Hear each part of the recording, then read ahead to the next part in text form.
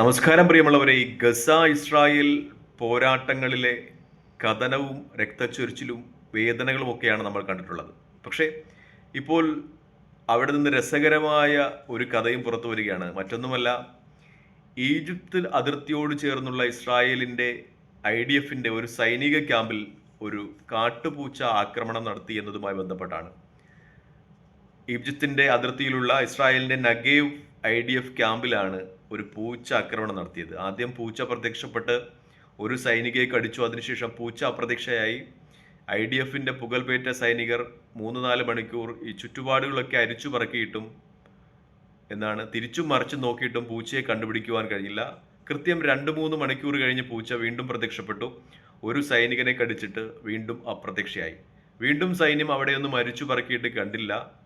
അതിനുശേഷം IDF സൈനിക പരിശീലനം നടത്തുന്നതിനിടയിൽ പൂച്ച വീണ്ടും പ്രത്യക്ഷപ്പെട്ട് 3 സൈനികരെ കടിച്ചിട്ട് വീണ്ടും അപ്രത്യക്ഷയായി.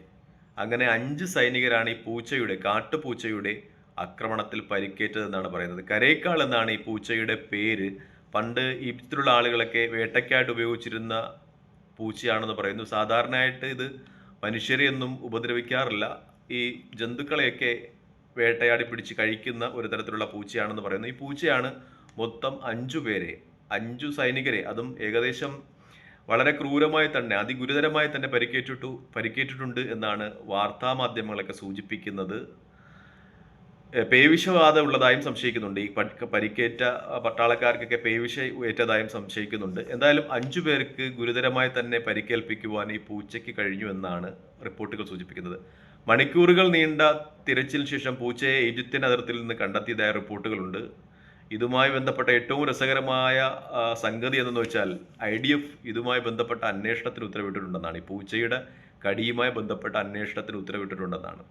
ഈ ശത്രുക്കളുടെ ഏതെങ്കിലും തരത്തിലുള്ള കരം ഈ പൂച്ചയെ പരിശീലിപ്പിച്ച് ക്യാമ്പിലോട്ട് കടത്തിവിട്ട് കടുപ്പിച്ചതാണോ എന്ന രീതിയിൽ സംശയങ്ങൾ ഉയരുന്നുണ്ട് എന്നതും മറ്റൊരു ചർച്ചയാണ്. എന്തായാലും അന്താരാഷ്ട്ര തലത്തിലൊക്കെ നിറഞ്ഞു ഏറ്റവും തമാശ കലർന്ന ഒരു യുദ്ധവിവരമാണിത്.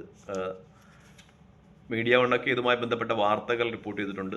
ഓൺലൈനിൽ യൂട്യൂബിൽ സെർച്ച് ചെയ്താൽ ഇതുമായി ബന്ധപ്പെട്ട വീഡിയോകളൊക്കെ കാണാം. ഇവിടെ ഈ കോപ്പിറൈറ്റ് റൂൾസ് ഉള്ളതുകൊണ്ട് ഞാൻ ആ വീഡിയോകളൊന്നും അപ്ലോഡ് ചെയ്യുന്നില്ല. തൽക്കാലം ഈ വീഡിയോയുമായി വിടവാങ്ങുകയാണ്. മറ്റൊരു വീഡിയോയുമായി കാണുന്നവരെ പ്രാർത്ഥനയിൽ ഉൾപ്പെടുത്തുക. നന്ദി, നമസ്കാരം. ചെയ്യുന്ന വീഡിയോ ഇഷ്ടപ്പെടുന്നുണ്ടെങ്കിൽ ലൈക്ക് ചെയ്യുക, ഷെയർ ചെയ്യുക, കമൻറ്റ് ചെയ്യുക.